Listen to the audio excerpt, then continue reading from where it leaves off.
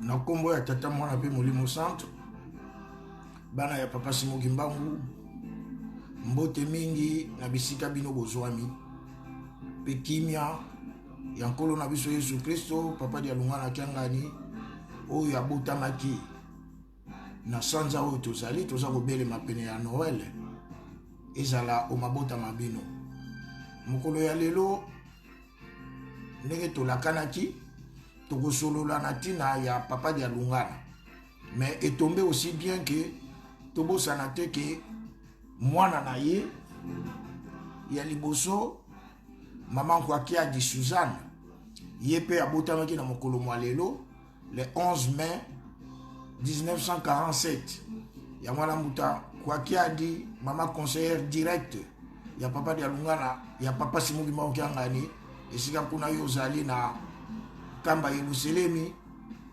to na Kinshasa kaka esika ozwami te souhaiter yo joyeux anniversaire ya 73 ans na yo pe tokozanga te kolobela pe likambo ya maman Kwakia di tango tokokota na kati ya masolo na biso ndenge ezali bomesano na biso totondi bino d'abord botondi na ba conseil na bino na encadrement na fidélité na bino comme tokolobela maman Kwakia di toza omona pe bana na biso ya paroisse ya Delvaux lokola ba papi Mavambo Chola mwana mère bazali en ligne ba papa Bakia bazali en ligne na ba oyo pe bakozala na biso fidèle l'air nyonso baza kosunga biso na batoli ba papa Chacha ba mama Lusai ba mama Chantal Mbaki ba mama Angèle Yala ezala kuna na nkamba Yerusalemi ba papa na biso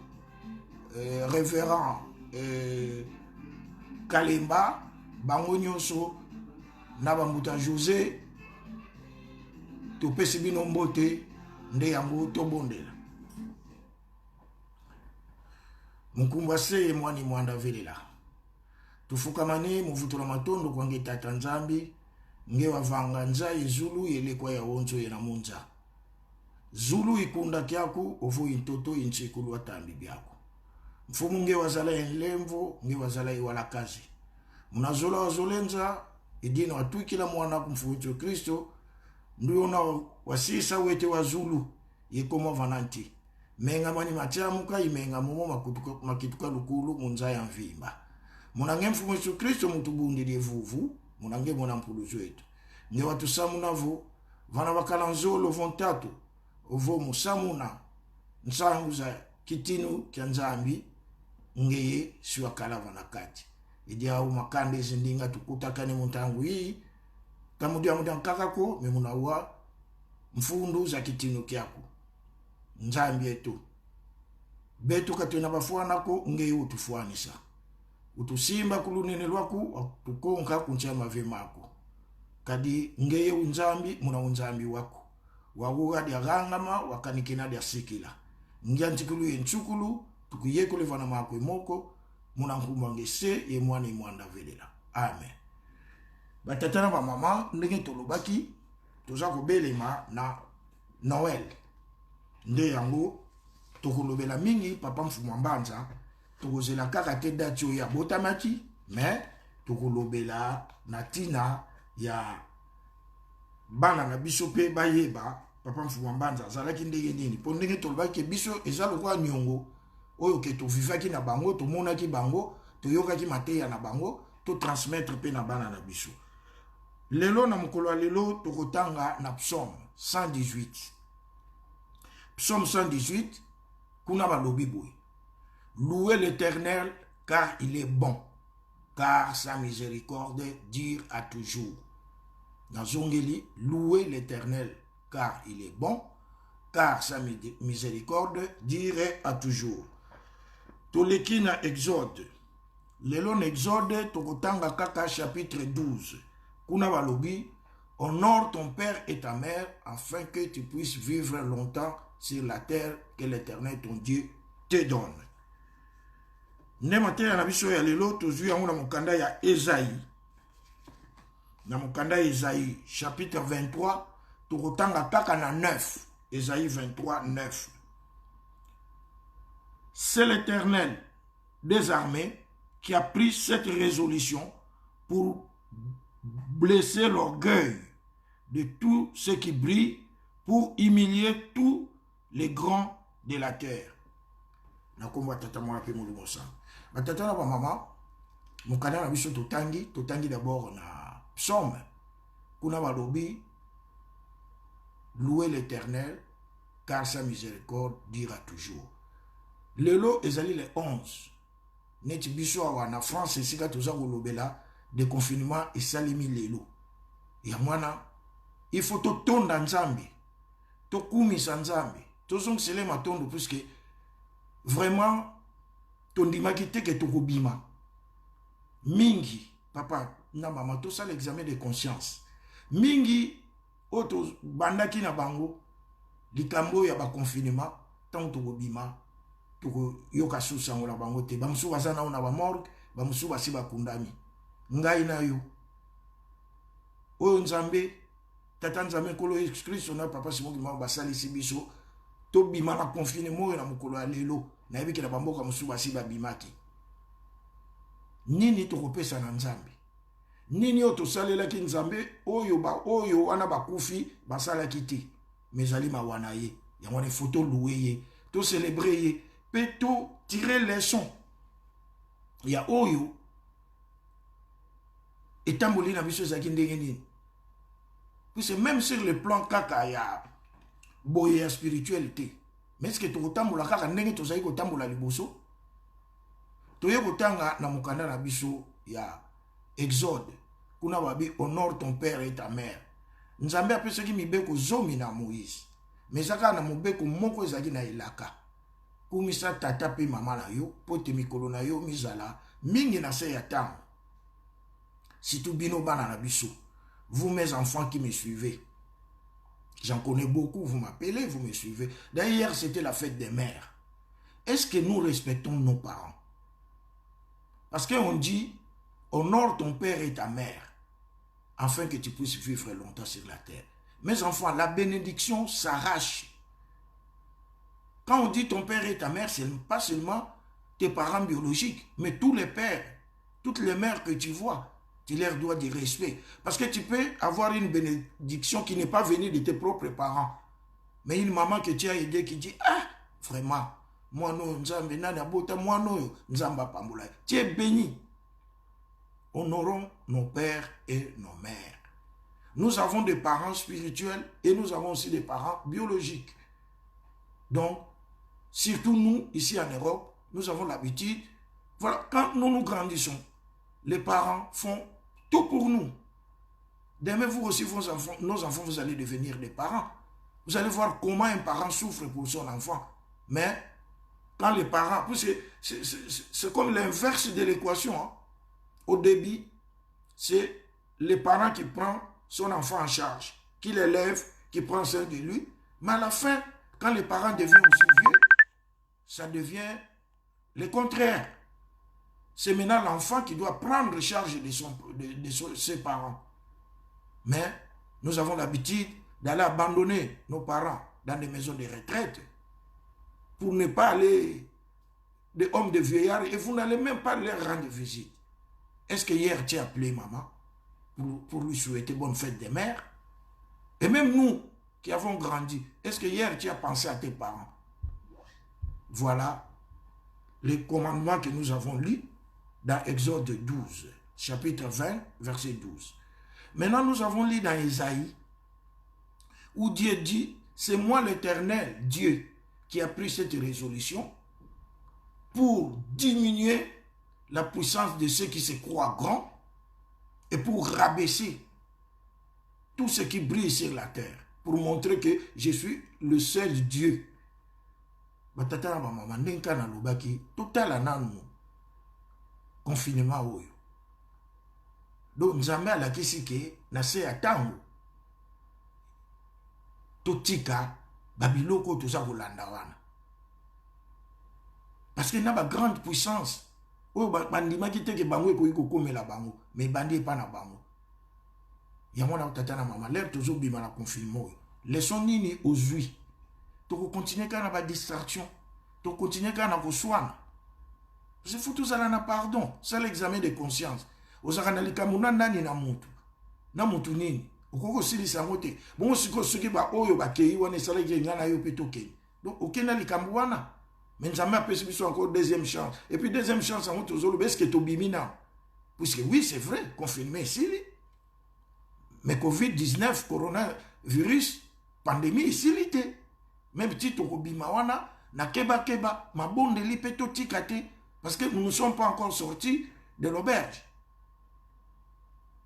Basalika boye po tala kaka be économie na ba participer pour vendre na banda mais likambo ngona no isilité ma bonde li totikate.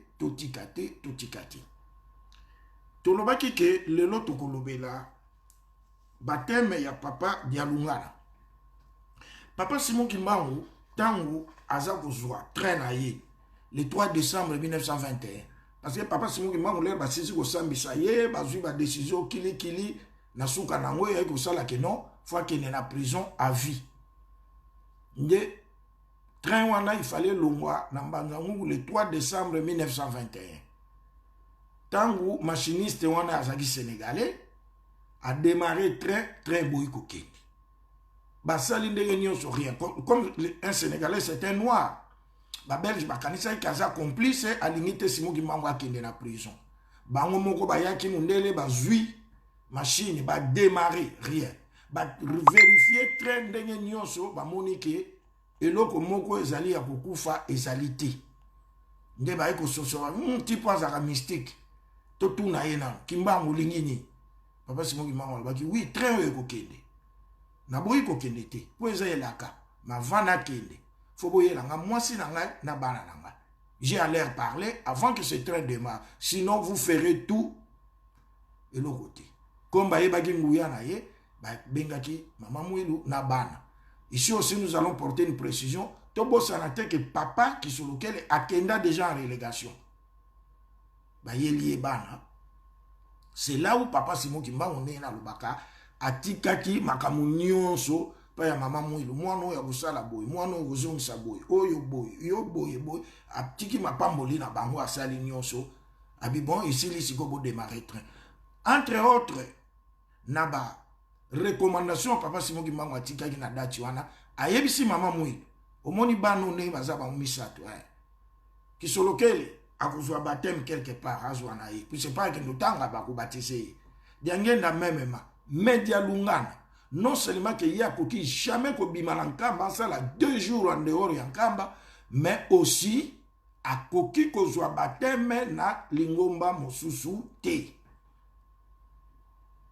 nde elaka wana epesamaki e kokoma ke na kosambila kaka na kobombana et kokoma papa Dialungana akoli comme à côté qui peut ba classe wana ba missionnaire te moi pas zo baptême ezate mais comment mais si papa Dialungana vers 1945 wana nde ba mbuta ba yaki kokoma lettre na donc j'allais préciser que papa qui sur lequel azwa baptême catholique tant que kutanga na colonie scolaire na boma papa Diangie ndakutu ya azwaki baptême na ye le 20 juin 1936 car kuna na boma na colonie scolaire donc comme catholique d'ailleurs il était un servant na nenga servant na ba messe catholique wa né en 1945 bambuta parce que système mingi ba ko système ezalaki nenga tozomo na biso apena ba prison oko komela un prisonnier lettre na cachette boluki alors c'est Mbuta trouvé toujours un moyen comment communiquer avec papa Simon Kimbangu né en 1945 batindelaka ye lettre ya kolobaki non mais yo lobaki ke Dialungana bakoki jamais koyamba ye mais siko to monike tant pe zali ko poussana comment to kosala parce que akotika na kaka boye sans que azwa baptême depuis lettre wana ikendaki et pas ya Simon papa Simon Kimbangu et umelaki jusqu'à ce que bayaki kozwa suite nango kaka na 1949 né na 1949 wana na mukanda oh papa Simon Kimbangu azolisela bango réponse alobaki oui pona koyamba Dialungana bokosala cérémonie boye mais bokopesa ye baptême ya maïté parce que biso tokopesa so baptême ya maïté soko tangi na Matthieu chapitre 3, verset 11. Même Jean-Baptiste, moi je vous baptise de l'eau, mais celui qui viendra après moi viendra vous baptiser du Saint-Esprit. Donc le baptême de feu, le baptême d'imposition des mains. Nde alakisaki bango ndenge nini bakosalela cérémonie. Nde bambuta wana oyo basalaki cérémonie wana ezalaki papa Kinyuka Alphonse Ntchabamfumu oyo azali papa ya mama Ntchalulu ye mboka na ye Lukengo, papa Diatuka Pierre ya mboka Kiana, papa Munku Samuel ya mboka Malanta, papa Ndongala autaki na Mbanza Ngungu, papa Mfuka David autaki na Congo Brazza, na papa Philippe Nkunku autaki na Congo Brazza, papa Jean Mukoko yazali originaire wana Toloba Yankamba, na ye mama Mwilu.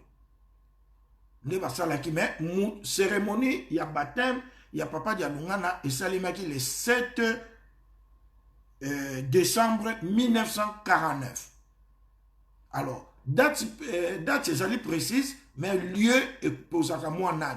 Mais quand nous étudions l'histoire, nous apprenons que na ba date wana Mundele azaki na unakati Nkamba. Donc on ne pouvait pas faire des activités et azaki ko surveiller mingi Nkamba na Ngombe Ginchuka. C'est là où habitait Mama Mwilu na bana na ye. Même batata na biso pona baya na Nkamba, bazaki ko batama d'abord na Lukengo. Bino nyonso bo batami na Lukengo na butu vers 2h 3h du matin, bo sali mulongo fil indien ndenge ba mama ba yebisa biso na batata, ali boye d'abord et pas Mama Mwilu. Bo solo na Mama Mwilu abongisi bino butu wana bo kiti na maya sima, bo sukoli bo zongi, Mama Mwilu apesi bino mwa biloko, ale Lukengo. Donc nous supposons que pour na kobanga l'état c'est que baptême wana esalima ke Lukengo. Bref, papa Dialungana azali premier chrétien kimbangiste parce que yende mutu ya liboso basalela ki baptême oyo mona ka bakosala pa na biso ba kimbangiste. Donc application na ya liboso esalima ke na papa Dialungana Kiangani Salomon Paul. Cela voudrait dire na registre ya lingomba na biso. Donc, le chrétien kimbaniste numéro 000001, c'est Salomon Dialungana Kiangani. O nyoso ba ikolanda ba 02 ba 01 ne yewana. Yangwana batatana ba mama, toza ko belema pene ya Noël. Malamu to bongisa mitema na biso. Nzamba salisi biso to bimi, to bandi ko bima, pas que to bimi na confinement to longwa na busoba. Tala, c'est l'examen de conscience. Na uti wapi, pe na za wukende wapi. Nini na salaki mingi, est-ce que place na telema ki zaki bien, to na changé. Et ça l'anglais zaki malamu to, batatana ba mama. Vraiment, moi je suis en train de dire une chose. Situation to vivre, ce qui monto a changé, na moni que c'est impossible pour monto a changer. Parce que Nzambe à l'exhibition, nyonso biso to prévoit qui. Nzambe a déjoué à sa volonté. Il s'est imposé. Cette fois-ci, Dieu nous a vraiment fait montrer que c'est lui, le souverain. Et c'est lui qui a le dernier mot. Et c'est lui le maître des temps et des circonstances. Nyonso yeli biso. Ezana lingomba, ezana muki. Faut tout tirer sur le plan spirituel. Chez Dieu, les hasards n'existent pas. Pourquoi cela est arrivé? Et ça dit pour être à Bissou. Peut-être nous allons faire une table rase. Tout ça là, remise à zéro. L'air makambo nyo se gosi là. Remise à zéro, tout ça va remise à zéro dans votre téléphone à Bissou. Pour nous avoir un nouvel élan. Tout partir sur un nouveau départ. Tolobaki ke lelo ezali pe mokolo ya anniversaire ya maman Kwakiadi. Tokoloba pe moi likambo muke pona maman Kwakiadi. Tolobaki la kibino ke na ndenge tosalaki ba recherche, ce qui est vrai, maman Kwakiadi azalaka mwana penza ya liboso te ya papa Mfumambanza. Maman Kwakiadi azalaki na yaya liboso na ye. Je crois si je m'abuse pas, son nom c'était maman Mbonga Thérèse. Yakufaka. Je crois cimetière wana ezali na Ngombe Ginchuka wana. Nde na sima nango maman Kwakiadi tanga botami entre papa si maman quoi qui a dit na papa Simon Kimbangu qui a gagné parce que talaka maman quoi qui a d'abord terminé à 47 papa Simon Kimbangu qui a gagné au bout à 51 donc aux hommes on a l'air on a bakoko na biso ndenge ba na ko botela biloko ba naissance désirable ezaki na ngote to ko seka moi muke parce que et c'était tant moi si aboti parents kotika ye presque le 9 mois ou quelque temps avant abota mwana mususu. Et le temps, parents voyant aux vers sa femme, et pour ça, là qu'il faut, écart, il y a un an, et ça les marque. Bota la carne, tu bota là. Au moins, 51, 53, 53, 55. Donc, chez les parents, c'était comme ça. Il y avait une abstination, comme Bango Bazaki, Bango Nabaki cité, Babilo comme sous-souté. Donc, tant que maman a comme Melissa Moana, papa a aussi mbaye sous-souté. Mais côté là que papa, maman, quand elle n'a pas passé mon gagné, écart, ils allaient, puisque deux, je crois, fausse couche peut et saler maki na katiwa.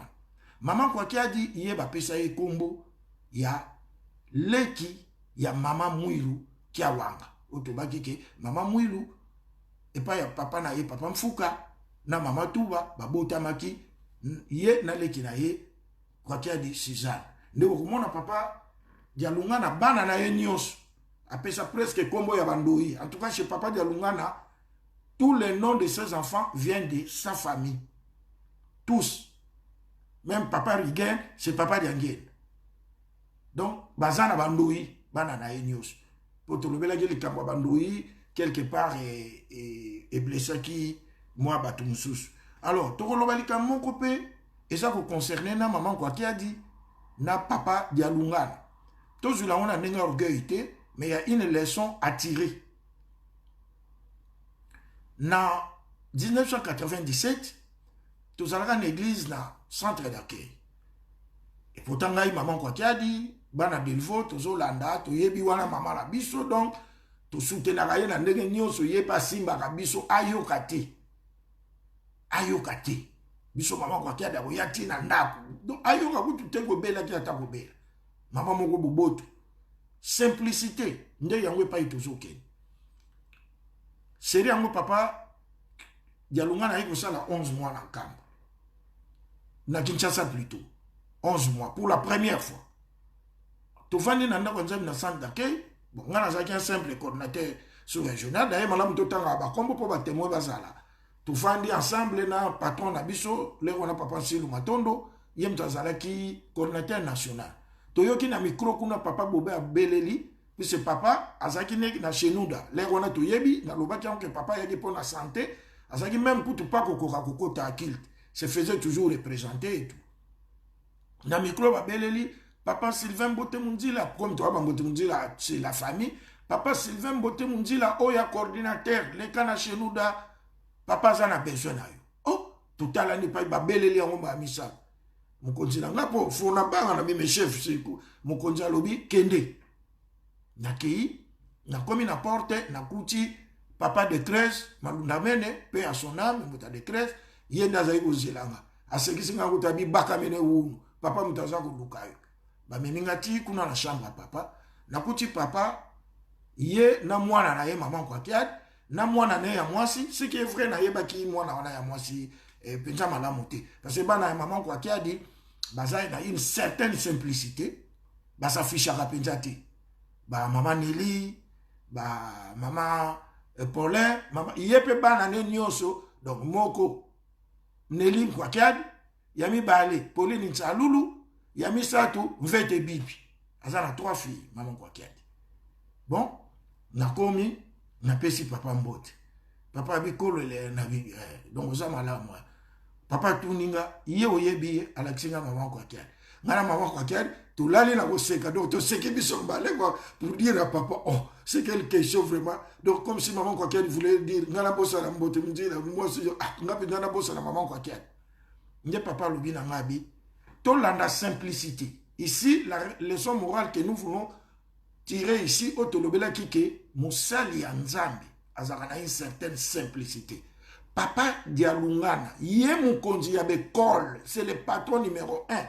Même si papa Silou Matondo, c'est lui qui l'a nommé. Donc il a tous les pouvoirs. Mais papa Dialungana me dit, Ndena kulomba lusalusu, est-ce que je peux te demander un service? Tout le monde a une question. Moi, un simple coordinateur, papa me dit, est-ce que je peux te demander un service? Ngapela papa. Ce que c'est bimi la monoko na yo, de ko yebi ke ngala ko sala ngo, okobongisa na ko sala ngo papa. Ah, oyebi mwano, na bite na yebi epenza bien te. Alexinga mapole. Mwana mi bale ya mama tsalulu. Abi mwana ya mama kwa kia dipo bolo baki boyeba ni bien. Ah, koko nango aye ko lele la nga penza donc ndenga za no moni azulela. Ça fait 2 fois azo koko soit diplôme te.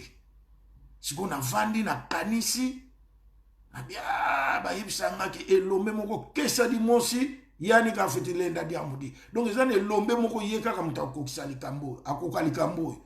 Est-ce que ko sali sanga ite ke maya miso ya mwana elonga na ye pas soit diplôme. Ba tata na maman l'air papa za kotinda ngai bongo. C'était vers le mois de juin. C'est on a résultat examen de thèse avec Obima retard au botani na Kinshasa. Donc examen de taux et ça les matières avant et aussi Obima na ba juin wana. Si ko mana balingi ba ça l'examen d'état moussous. Donc au ba yebi système na biso na Kinshasa donc ba souche si quota ba E13 ba E7. Donc c'est pratiquement même possible. L'examen d'état c'est dans 1 mois. Nabi papa loke uti na munoko na yo oyebi ke na ukoka. Merci. Bon, joyeux kasiboki to bimi. La maman, quoi qu'il y a, et pourtant, toujours le belaka est simplicité. Maman, quoi qu'il y a dit, c'est bien.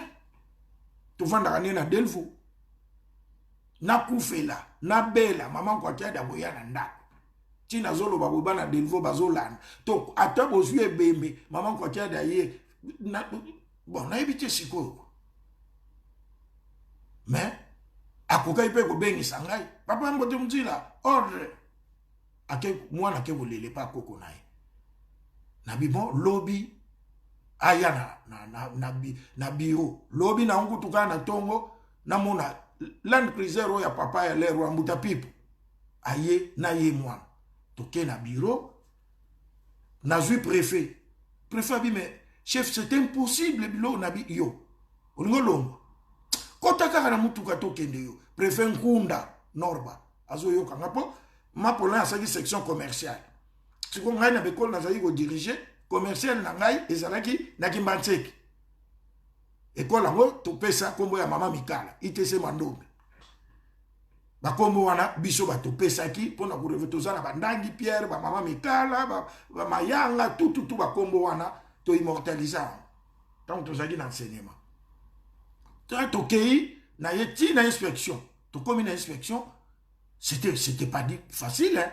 Nde na iko koma peka na koma na kuta ina muninga totanga kine na mbanda ka yende mutu ah Silva ndenge ni nabi mon frère na yena abi me Silva on est possible tata yomo examen de nabi mon frère ko sanga boete so senga boe na kufi ah moyebi ke na nga mon côté faut voir quelque chose toni nabi nazana ngona ko pesa pesi ba ke ba bimisi Mapolin a signé otobenga ba fiche souche sur place to rectifier nani to koti kombo ya Mapolin et sili to zongi na Mapolin na bureau na meki ko sali c'est moi tester na tester pe quand même na coordinateur niveau na ye qu'est-ce que nous allons faire na moni bon ça va niveau za moyen na ke na yebisi mama kwa kia na bi mama na lingo pesa ngai na nyaza su na ndako tepo ba élève na biso l'air wana maki ezaka mabendenge bazula ngote moi mes élèves étaient déjà en maki mais maki moko que to suivre bango et puis la katia paroisse abi papa si apesaki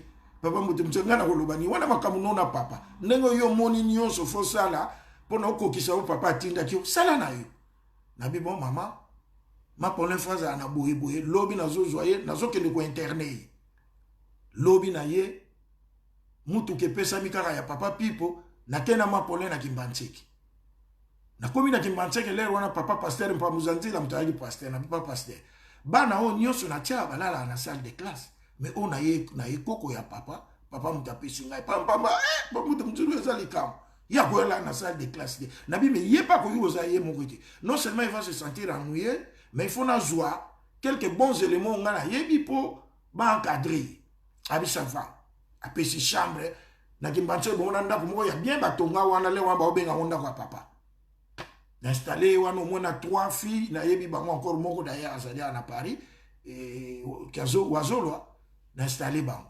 Nous avons pris des professeurs oyo ke faut pas pesa ma pole ba cours d'encadrement na za ko landela na suka nango tango examen d'été salimi ba tiaka biso neti ba superviseur mais ba ko tia superviseur et pas yo ezali ke yo za na bekole te mala wana na kamwe tokei na inspection pour ce superviseur musala na yo comme coordinateur yo muto kozwa ba questionnaire nyo so examen d'état ozo ke no distribuer partout ba centre ezali ba fungoli na misu na yo tout ça après ozongi ozo contrôler après le ba kusisi o ramasso e ozongi nakamwa ba tienga na côté na ngamuko ba viluka wana ba njili na puisque bisope na complexe ki bantseke wana tozaki na centre examen d'état na bien bon c'est que nzamba osali kamunaye eleki ndengo ekokai kolekela mais leçon mosusu ya kotire eza nini résultat ebimi nga na vandi na bureau bekole na biso nyonso commercial ebimi esali 100%.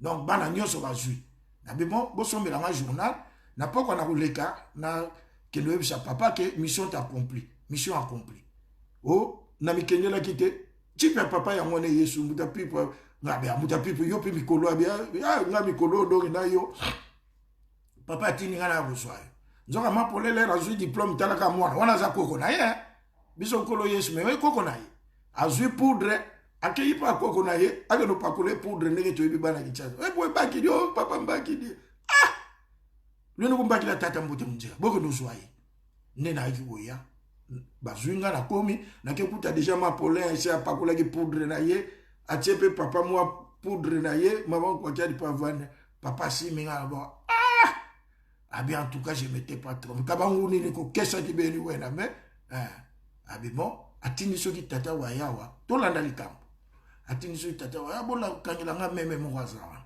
eye papa azui papa nzunga sazaki wana tata samba papa azui meme na enveloppe naka kufungula moi après que c'était $100 abi wanwa Jaffa koka wanwa Jaffa papa yo pesanga nsambu yo ko pesanga biloko te papa mono ngana nsambu papa seki wana siminga pe tata na pe bazaki wana baseba yo za zuba wana encore papa wanzunga so bobi ya zaki yanka kange zoba kwa kuwena ken nsambu tatsosa nsambu bezozo baka nazui na ye na nzela na fungoli $100 leçon ni to retirer wana dans la simplicité il y a papa Dialunga non seulement qu'il savait formuler sa demande à ses collaborateurs, il pouvait bien m'intimer un ordre, c'est un ordre.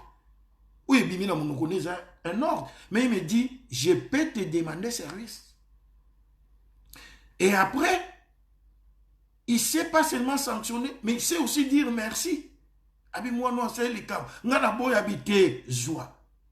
Yamona batata na ba maman.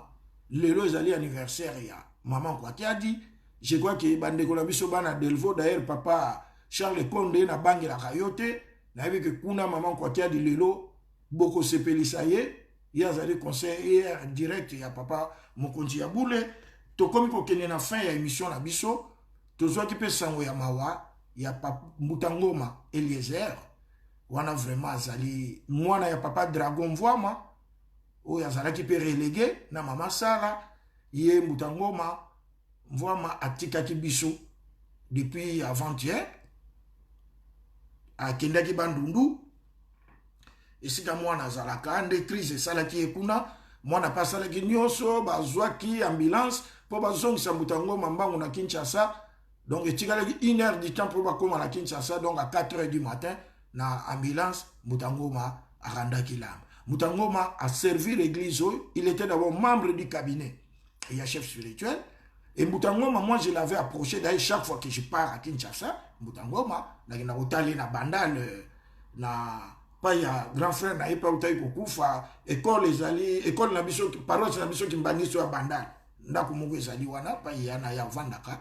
J'allais tout le temps lui rendre visite là-bas et puis ayebisaka ngai ke lui faisait aussi partie il y a ma premier musicien oyo papa Marcel Kiade a recrutaka pour n'avoir sa solfège. Et ensuite, quand mon papa, Marcel kiadi akufaki na faki ye na muninga muso atangilanga ya musicien muninga na ye wana jikwa Remi Mpia nde bakendaka na camp Lufungula koluka Papa Madoudou parce que là on a Papa Madoudou il était dans la police mais comme il était Kimbangiste chaque dimanche ndenge mutango maibisanga Madoudou ayaka na clarinette na ye abeti après ake na ye. Or Madoudou connaissait bien les solfèges et tout ça. Bangolè bamoni Papa Marcel akeye sala ki passe ba keko zwa tata Madoudou ba memi e papa mutango malobi Kimbangi ayebisanga Kimbangi oyo Papa Madoudou akotela na faki ngai ngoma Eliezer mutu papa ma dicté nga mutu na beta yango na memeli papa a signé. Nde toza représenter ba condoléances na biso na Mbuta Jean-Marie, maman Geliala, toute la famille, toute la faki, toute la communauté kimbangiste na ndenge tobungisi vraiment une des grandes icônes à la personne de Mutango Mamvwama, que son âme repose en paix. Émission Nabiso, il y a Oye Kolanda Tosala, on a mukolo ya mercredi, nde tokolo bela, ba écrit, ba livre, to biloko nini, oyo, papa dialungana, mikanda nini ya komaki. Tosuki bongo pona mukolo ya lelo, tika tata nzame kolo Yesu Kristo, na tata molimo santo. Oyo basali si biso ke to bima na pandémie, to bimi na nous to bimi na pandémie te. Prenons soin de nous, continuons, renforçons des prières, évitons de querelles. Oyo ça sous temps wa kuswana te, ya ba polémique stérile te. Et ça tango ma bondeli, ya nini tata nzambe, asale la biso, oye lingiye, na kombo tata mwana pe molimo santo, to bondela. Notre Père qui es aux cieux, que ton nom soit sanctifié, que ton règne vienne, que ta volonté soit faite sur la terre comme au ciel. Donne-nous aujourd'hui notre pain de ce jour. Pardonne-nous nos offenses comme nous pardonnons à ceux qui nous ont offensés. Ne nous soumets pas en tentation, mais délivre-nous du mal.